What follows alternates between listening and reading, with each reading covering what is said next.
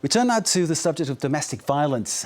Top of the political agenda in Australia. This comes in the wake of a multiple fatal stabbing and protests that followed. 5 women were among 6 people stabbed to death in a shopping mall in Sydney last month. There have been protests during the past week against a rise in violence against women in Australia, and Prime Minister Anthony Albanese has called it a national crisis. Tom Canetti joins us from our news desk for more on this one. Tom, the Sydney stabbing made headlines, but how widespread is this problem of domestic violence in Australia? So after a decades-long trend in reduction, male violence against women has surged again in Australia. Last year, 34 women were killed by their intimate partner, which is a 28% jump in the last 12 months, despite only a 4% rise in overall homicides.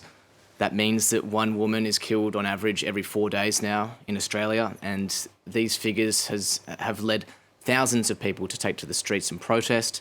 And what we've heard them say is that they're sick of the fact that misogyny and gender violence is still so ingrained in Australian civil society, in Australian culture. That's also led the Prime Minister to call a snap cabinet meeting and call the issue, as you said, a national crisis. So let's take a listen to what he had to say. Today is about who we are as a nation and as a society. We recognise that governments need to act, but we also recognise that this is an issue for the whole of society, not just for governments. It's an issue for civil society, it's an issue for the media, it's an issue for all of us to work together in the national interest to deal with what is a scourge of violence against women. An issue for the whole society, says Anthony Albanese, the Australian Prime Minister. Tom, he's calling it a national crisis. What's he doing to stop it?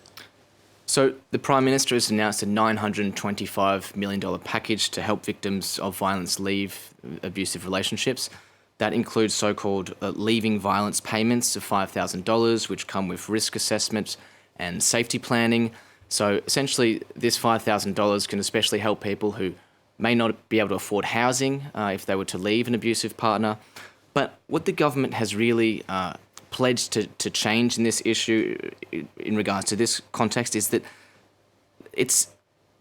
they want to flood social media with positive influences on how boys should treat women rather than negative ones. So that includes restricting personalities that might be spreading misogyny, for example.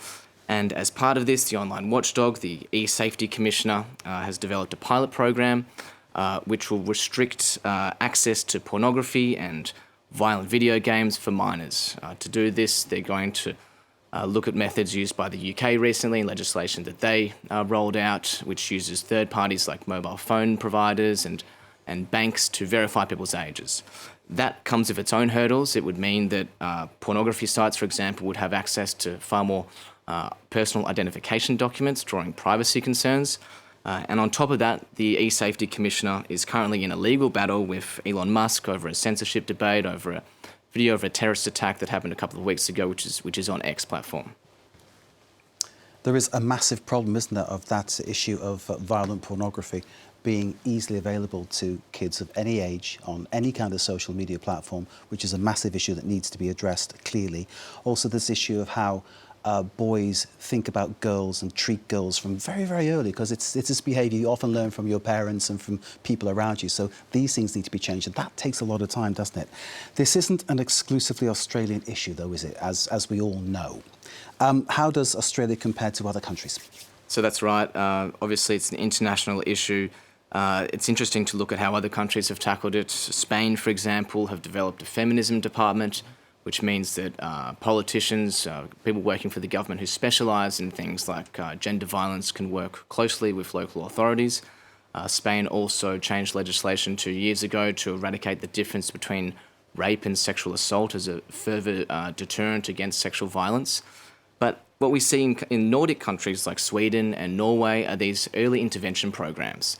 That's where they implement education on young boys on how to treat women from a young age. And these programs are in line, actually, with what protesters are saying in Australia, which is that this is not a problem that the responsibility falls on women for them to change their behaviour. It's on educating boys and men on how to treat them properly. Tom, thank you very much indeed. Tom Canetti with that analysis of the problem focusing on Australia, but it's not exclusively an Australian problem, as we were just discussing. Tom, thank you very much indeed. And do keep across developments for